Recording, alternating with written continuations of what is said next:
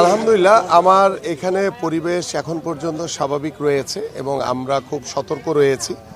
যারা উস্কানিদাতা, যারা বিশৃঙ্খলা করার চেষ্টা করছে, যারা ঘরে ঘরে গিয়ে টাকা দিয়ে ভোট কেনার চেষ্টা করছে, তাদের বিষয়ে আমরা সতর্ক রয়েছি। আইন শৃঙ্খলা বাহিনীও সতর্ক রয়েছে এবং ইতিমধ্যে কিছু বিষয় আমাদের চোখে পড়েছে এবং আমরা সেই বিষয়গুলো আইন শৃঙ্খলা বাহিনীর সাথে কথা বলেছি যে আমাদের আগামীর ত্রয়োদশ জাতীয় সংসদ নির্বাচনকে ব্যাহত করার জন্য একটি দল তারা বিভিন্নভাবে টাকার প্রলোভন, বিভিন্নভাবে বিশৃঙ্খলা করে একটি অস্থিতিশীল অবস্থা তৈরি করার চেষ্টা করছে এবং তাদের যে মিথ্যাচার, মিথ্যা প্রতারণার মাধ্যমে সাধারণ মানুষকে প্রভাবিত করার চেষ্টা করছে।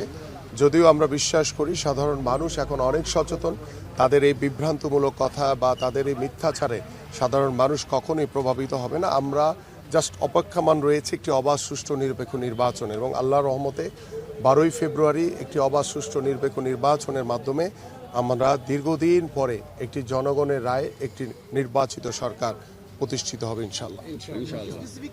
আমি আগেও বলেছি, এখনও বলছি যে জামাত তারা ঘরে ঘরে গিয়ে টাকা দিয়ে অসহায় মানুষকে টাকা দিয়ে তাদের ভোট কেনার চেষ্টা করছে এবং তারা গতকালকে শবে বরাত গিয়েছে।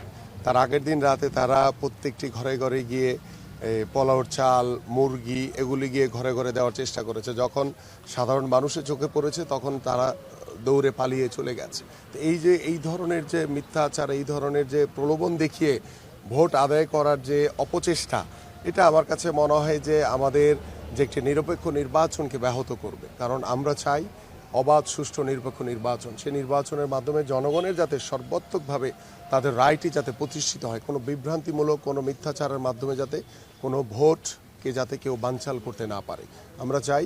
ইতিমধ্যে আমরা রিটার্নিং কর্মকর্তা এবং আমাদের যে নির্বাচন কমিশন তাদেরকে বিষয়গুলো অবগত করা হয়েছে এবং আমাদের কেন্দ্রীয় দপ্তরেও কিছু বিষয় অবগত করা হয়েছে, যেটা আনুষ্ঠানিকভাবে নির্বাচন কমিশনের সাথে আমাদের যারা নেতৃবৃন্দ রয়েছেন তারা কথা বলছে।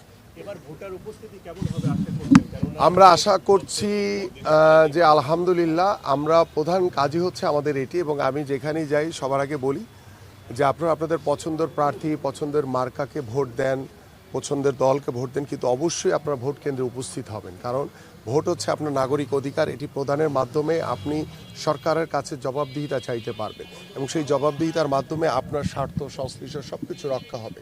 সো আমি সকলের কাছে আপনাদের মাধ্যমে জানাতে চাই যে দীর্ঘ 15 বছর আপনারা ভোট দিতে পারেন নাই। আল্লাহ বাঁচিয়ে রাখলে ইনশাআল্লাহ 12ই ফেব্রুয়ারি সকাল সকাল উঠে ঘুম থেকে আপনারা সবাই ভোট কেন্দ্রে যাবেন এবং আপনার নাগরিক অধিকারটি প্রদান করবেন ইনশাআল্লাহ। Thank you.